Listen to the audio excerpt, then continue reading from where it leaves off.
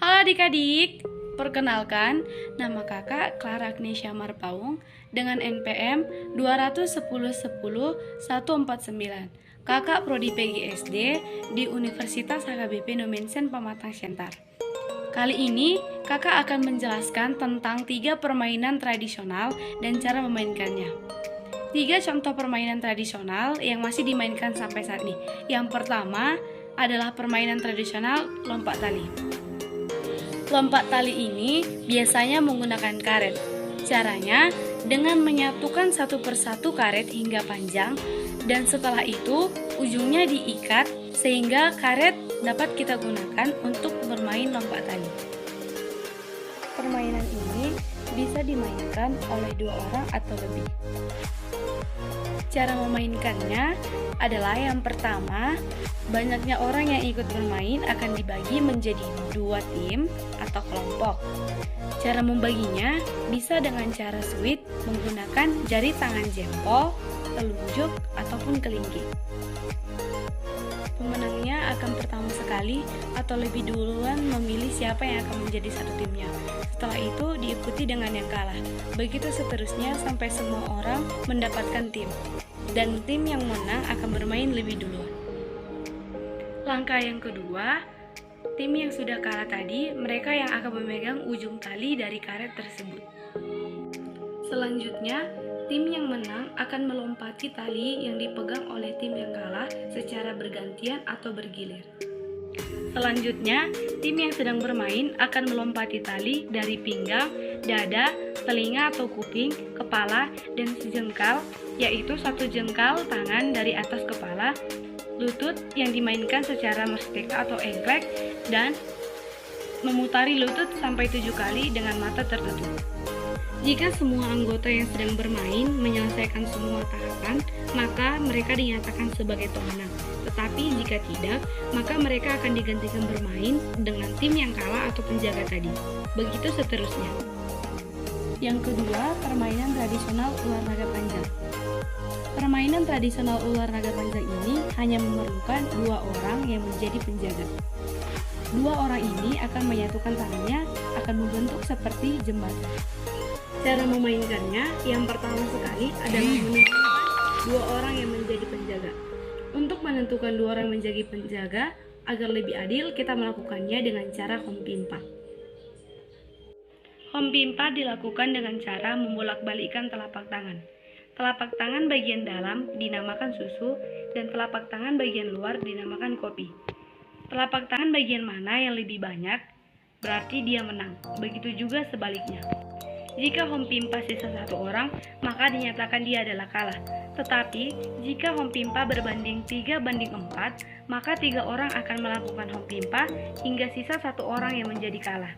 Begitu dilakukan seterusnya hingga mendapatkan 2 orang yang menjadi penjaga. Setelah ditemukan atau ditentukan 2 orang yang menjadi penjaga, maka yang akan menjadi penjaga akan menyatukan kedua tangannya di atas kepala hingga membentuk seperti jembatan.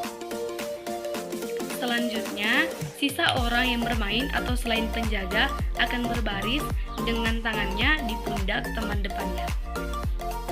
Selanjutnya, mereka akan berjalan melingkar melewati penjaga. Setelah melingkar melewati penjaga, kita juga sambil menyanyikan lagu ular naga panjangnya hingga selesai. Selanjutnya, jika nyanyian sudah selesai dinyanyikan, maka penjaga akan menangkap salah satu seorang pemain atau orang yang bermain, dan orang yang tertangkap akan keluar dari barisan. Begitu selanjutnya sampai semua orang tertangkap. Jika tidak, maka nyanyian akan terus dinyanyikan dan penjaga akan terus menangkap semua orang dan akhirnya semua orang akan tertangkap. Setelah semuanya tertangkap, maka pemain akan dibagi menjadi 2 tim, lalu berbaris menjadi 2 barisan yang saling berhadapan.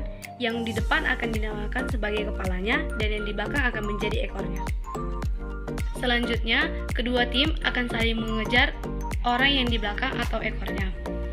Yang menjadi kepala akan menghalangi ular yang menjadi lawannya agar tidak mendapatkan ekor yang di belakangnya. Dan kepada setiap tim, tangannya tidak boleh lepas dari pundak temannya.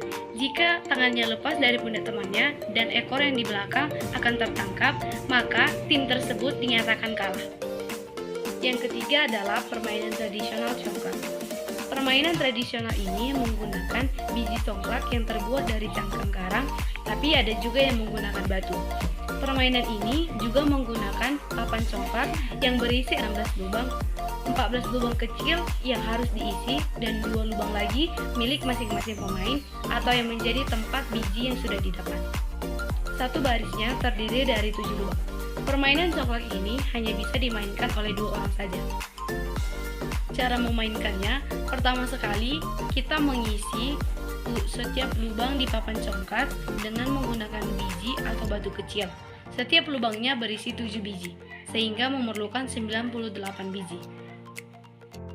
Selanjutnya, kita menentukan siapa yang akan bermain duluan.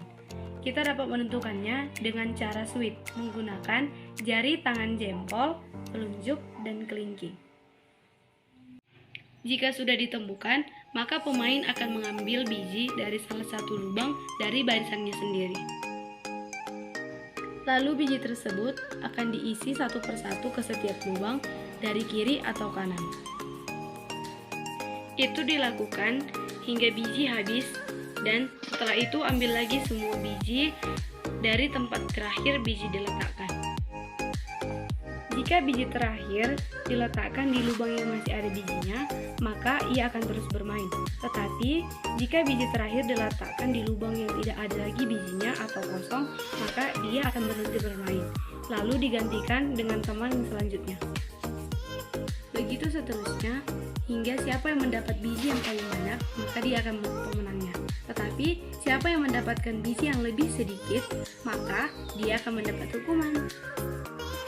Baiklah adik-adik, kakak sudah memaparkan 3 contoh permainan tradisional yang masih dimainkan sampai saat ini. Akhir kata, kakak ucapkan terima kasih. Sampai jumpa lagi.